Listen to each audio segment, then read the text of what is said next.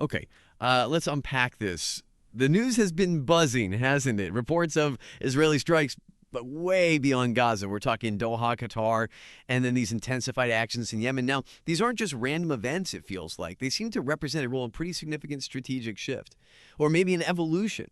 So today, this deep dive is all about getting into the facts, the history behind it all, the logic, and maybe most importantly, what this could mean for what happens next. Our mission really is to give you a shortcut, help you get informed on what's a very complex and fast-moving situation. So for you, the listener, the big question is, how do these different actions, Doha, Yemen, how do they connect? What's the bigger picture they're painting about where things are headed in the region? Yeah, and what's really fascinating here, I think, is that while these specific strikes might seem, well, unprecedented in some ways, that maybe the location, the timing, if you kind of step back and connect the dots, they actually slot into a pretty clear pattern. It's a risky one, definitely, but it's a strategic pattern Israel has used before.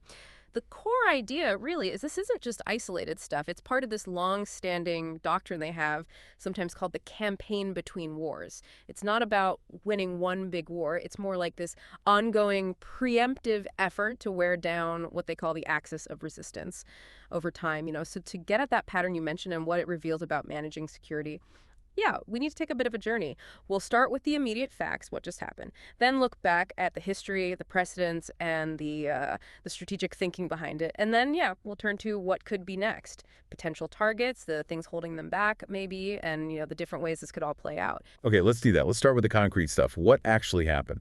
Around September 9th to 11th, 2025, these Israeli strikes in Doha, Qatar.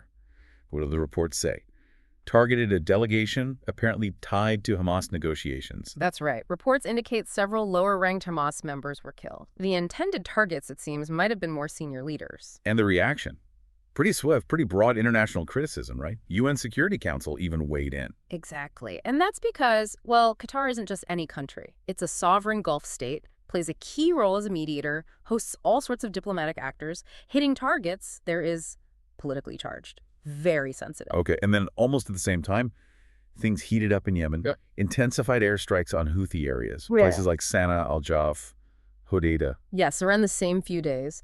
And Israeli officials were pretty explicit about this one. They linked these strikes directly to Houthi actions, missile launches, drone attacks, those attacks on shipping in the Red Sea that have been ongoing. And the impact. Yeah. Yemeni authorities reported casualties, right? Yeah, dozens of deaths reported, yes.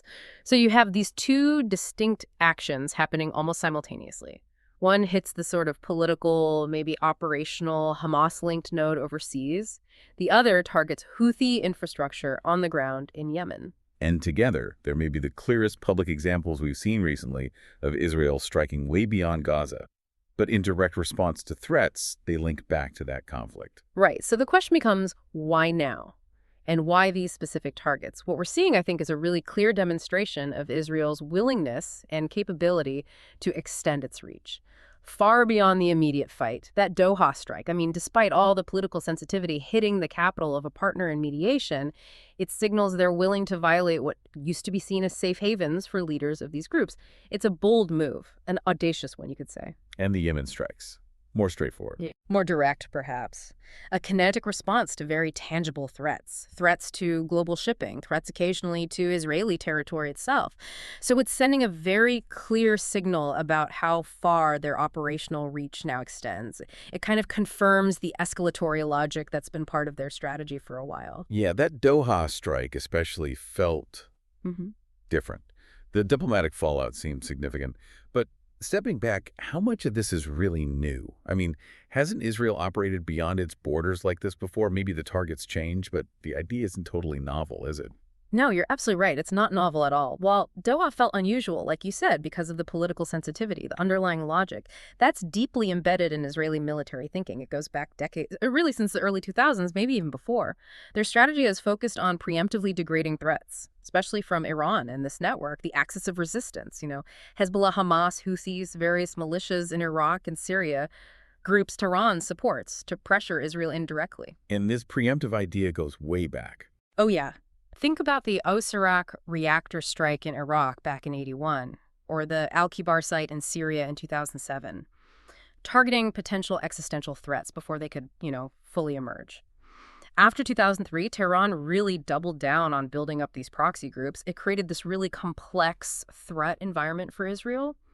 And out of that, we've seen these patterns develop, like the constant, often low-key airstrikes in Syria. I mean, there were over 200 documented strikes just between 2013 and now, usually hitting Iranian arms shipments heading to Hezbollah, IRGC bases, weapon depots. The justification being Preventing game-changing weapons like precision missiles from reaching Hezbollah. That's the usual justification. Then there's the pattern of leadership decapitation, taking out key figures in these proxy groups. Like Ahmad Munier back in 2008. Exactly. Munier in Damascus. Qasem Soleimani, though that was U.S.-led, in Iraq in 2020.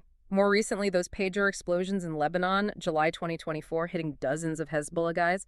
And then, just in September 2024, assassinating Hassan Nasrallah himself in Beirut. That signals a move towards even bolder, higher-profile hits. Wow.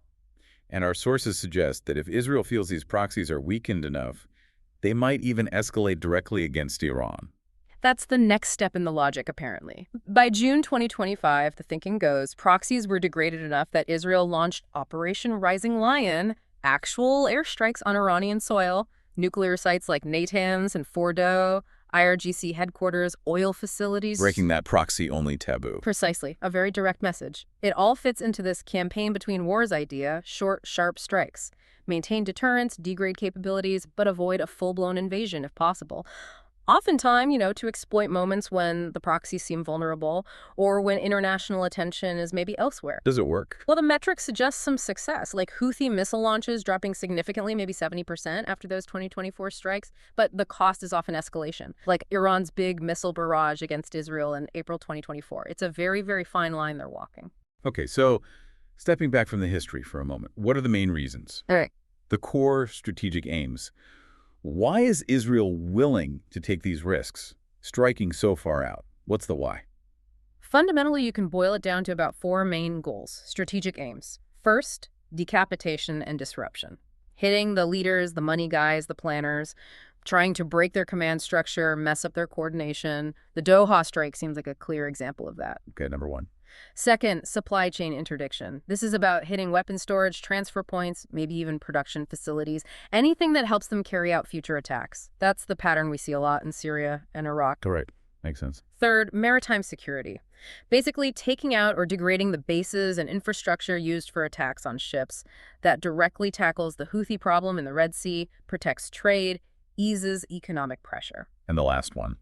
Finally, it's about deterrence signaling, showing potential sponsors, mainly Iran, but also other militias, that helping these groups attack Israel has real tangible costs. It's partly kinetic punishment, partly sending a political message. And these recent strikes, Doha and Yemen, you're saying they fit neatly into these aims, or does there maybe something new going on too? No, they fit almost perfectly, actually. It's quite insightful when you map them onto the strategy.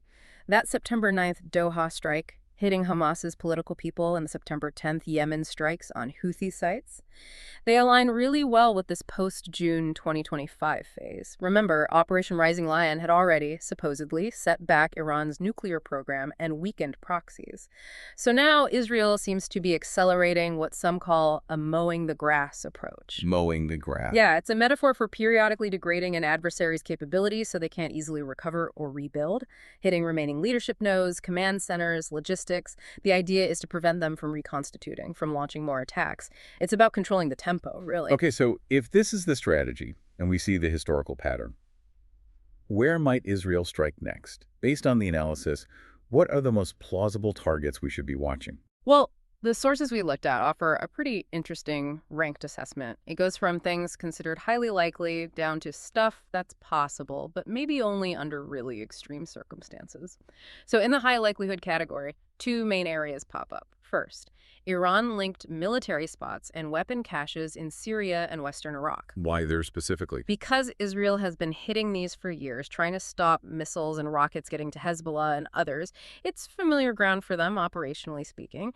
And diplomatically, it's seen as less risky than, say, hitting a Gulf capital. Second, in this high likelihood group, more Houthi military, logistics, and maritime infrastructure in Yemen. Think ports, places they store boats or drones. And the reasoning? The Houthis are still a threat. They keep targeting shipping, sometimes firing towards Israel, so taking out their ability to launch from the sea reduces that immediate threat to the Red Sea and trade. Plus, Israel's already shown it's willing to escalate there. Okay, moving down a notch to medium likelihood.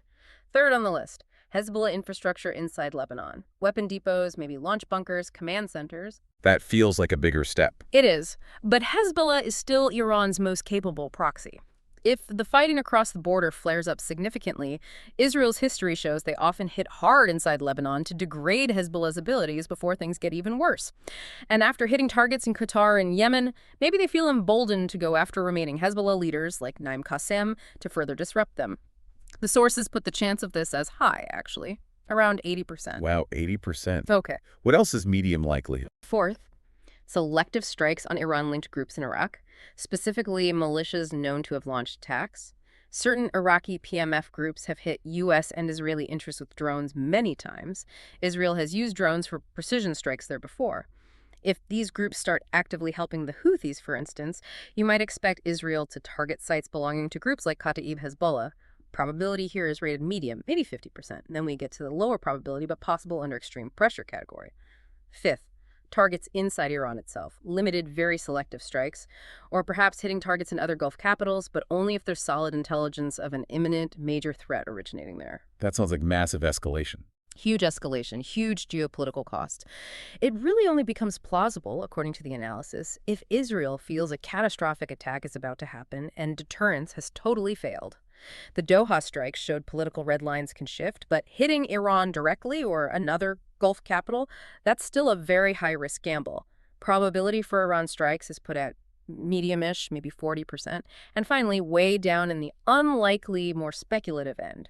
Sixth, other Gulf states, maybe places like Turkey or the UAE, where some figures might have safe havens. Why so unlikely? Well, history suggests Israel tries hard to avoid hitting NATO allies like Turkey or partners in the Abraham Accords like the UAE unless there's extreme provocation. A misstep there could unravel years of diplomatic work. So probability is seen as very low, maybe 10%. That's a really detailed breakdown, but it also flags something crucial, doesn't it? The constraints, the risks. It's not just about can they hit these targets, but what stops them or what are the potential costs if they do. Exactly right. Every single option comes with a potential price tag. That audacity we talked about with the Qatar and Yemen strikes, it definitely risks blowback. You could see a more unified Arab diplomatic front against Israel maybe, or in a worst case, Iranian missile retaliation. Israel's doctrine usually prefers these surgical strikes on proxies, trying to maintain dominance without triggering all-out war. But it's always, as we said, walking a very fine line. Each step up raises the stakes. A major constraint is definitely U.S. and allied pressure. Washington and European partners can and do apply the brakes diplomatically. They can issue warnings. We saw that with the UN condemnation after Doha that reflects allied concerns.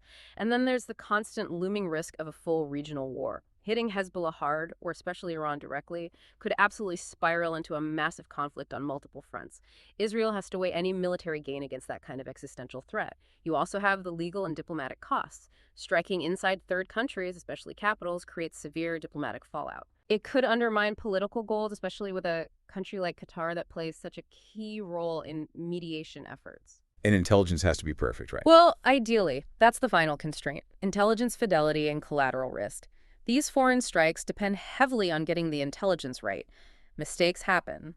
And mistakes, especially in crowded urban areas, mean civilian casualties, which means huge political blowback that can completely erase any strategic advantage gained. Okay, so for you, the listener, trying to make sense of all this, Yeah. how can we track these dynamics? Are there specific things we should look out for? Early warning signs that might suggest things are about to escalate? Yes, absolutely. For observers trying to read the signs, there are definitely measurable indicators to watch. Keep an eye out for new missile or drone launches that can be traced back to specific bases, maybe in Syria, Iraq, or Yemen. That's a direct kinetic signal something's happening. Also, watch for a sudden uptick in Houthi activity in the Red Sea. More ship seizures, more attacks. That could trigger a response. What about statements or movements? Exactly. Look for open mobilization or unusually strong public warnings coming from Hezbollah or Iran, troop movements, bellicose rhetoric. That can be a preface. And finally, don't ignore the diplomatic track. Significant moves by the U.S. or other regional powers, new sanctions, naval deployment shifting, maybe public indictments related to these groups. These often go hand in hand with kinetic options, either enabling them or trying to constrain them. These are the ripples you might see before a bigger wave. So, putting it all together, the history, the strategy, the targets, the risks, what does it mean for the future? Our sources sketched out 3 broad scenarios, didn't they? ranging from, let's say, contained friction to something much worse. The first one they outlined is basically status quo or maybe contained escalation. This is sort of the best case scenario, relatively speaking. It would mean continued, calibrated Israeli strikes, probably focused on those Houthi maritime targets we discussed. Diplomatic pressure might rise, but a big state-on-state war is avoided. Maybe regional partners step up naval escorts in the Red Sea. Economic disruption is there, but it's limited. Okay, scenario 2 is escalation with localized multi-front fighting. This is the middling case. Here, maybe strikes on Hezbollah positions in Lebanon trigger sustained fighting across that border, perhaps limited Israeli ground operations inside Lebanon. You'd likely see a spike in attacks from other Iranian-backed militias on regional bases too. So it's definitely elevated, maybe fighting on a couple of fronts, but still short of a full-scale regional war involving everyone. But the humanitarian and economic costs here would be severe. And then scenario 3, the full regional conflagration. This is the worst case. Yeah, the nightmare scenario, really. Triggered by what? A major miscalculation. A direct Iranian response, if Iran itself gets hit hard. Something like that. It leads to a large-scale war across multiple fronts. Iran gets directly involved, Hezbollah goes all in, several militias join. The consequences would be global, wouldn't they? Absolutely. Global economic shock. Suez Canal, Red Sea likely close, oil prices would skyrocket, massive diplomatic breakdown. It's generally seen as lower probability, thankfully, but the potential consequences are just immense. Yeah. Extremely high. So what's really interesting here as we sort of wrap this up, we've dug deep into these recent strikes in Doha and Yemen, and we've traced them back to what seems like a coherent, long-term strategic pattern for Israel. Degrade the leadership, degrade the ability of external groups to launch attacks or get supplies, all to limit attacks on Israel itself and on vital commerce.